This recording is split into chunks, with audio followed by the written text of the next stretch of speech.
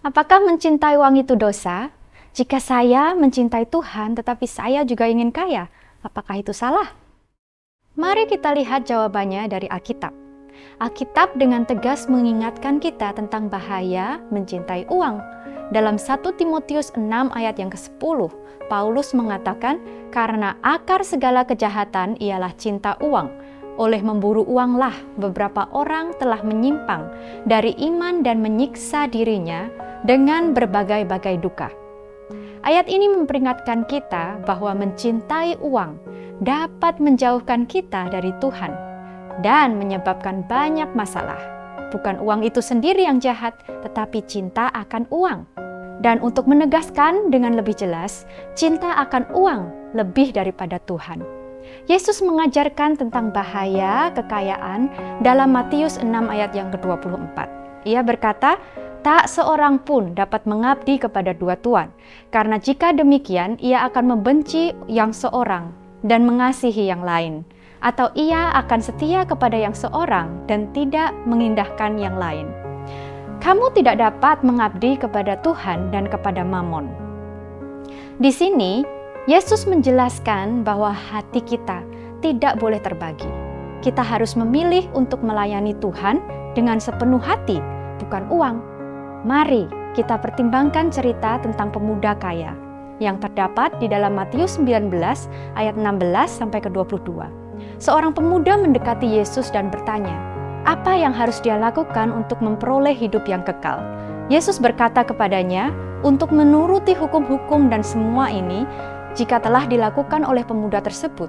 Tetapi setelah itu Yesus menambahkan, jika engkau hendak sempurna, pergi, jualah segala milikmu dan berikanlah itu kepada orang-orang yang miskin, maka engkau akan beroleh harta di surga.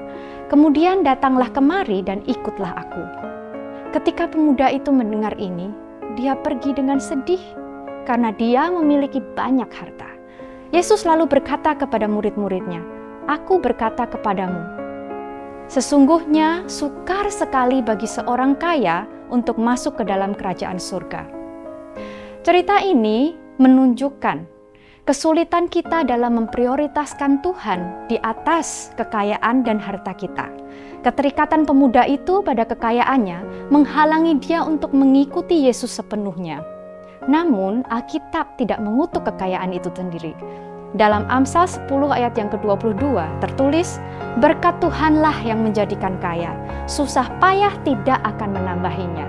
Kekayaan boleh juga menjadi berkat daripada Tuhan. Yang terpenting sekali adalah sikap kita terhadapnya. Apakah kita mencari kekayaan untuk kepentingan diri?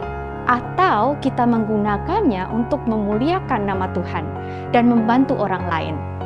Paulus memberi kita petunjuk lebih lanjut dalam Filipi pasal 4 ayat 11-12. Kukatakan ini bukanlah karena kekurangan, sebab aku telah belajar mencukupkan diri dalam segala keadaan.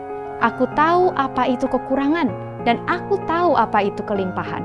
Dalam segala hal, dari dalam segala perkara, tidak ada sesuatu yang merupakan rahasia bagiku, baik dalam hal kenyang maupun dalam hal kelaparan, baik dalam hal kelimpahan maupun dalam hal kekurangan. Kepuasan adalah kunci. Sama dengan kita memiliki sedikit atau banyak, kepercayaan kita harus selalu ada pada Tuhan, bukan pada harta benda kita. Akhirnya, mari kita ingat Ibrani 13:5. Janganlah kamu menjadi hamba uang dan cukupkanlah dirimu dengan apa yang ada padamu, karena Tuhan telah berfirman, aku sekali-kali tidak akan membiarkan engkau dan aku sekali-kali tidak akan meninggalkan engkau. Tuhan berjanji akan selalu bersama kita. Ketenangan dan keamanan kita harus datang darinya, bukan dari kekayaan kita. Kesimpulannya, mencintai uang memang boleh menjauhkan kita dari Tuhan. Tetapi memiliki kekayaan bukanlah dosa jika kita menyerahkan seluruhnya untuk kemuliaan Tuhan dan jika kita membiarkan Tuhan menjadi yang pertama di dalam hati kita. Marilah kita belajar untuk bersyukur dengan berkat-berkat Tuhan dan menggunakan semua itu untuk memuliakan Tuhan dan untuk memberkati orang-orang di sekitar kita. Semoga Tuhan memimpin kita dalam perjalanan iman kita. Tuhan memberkati.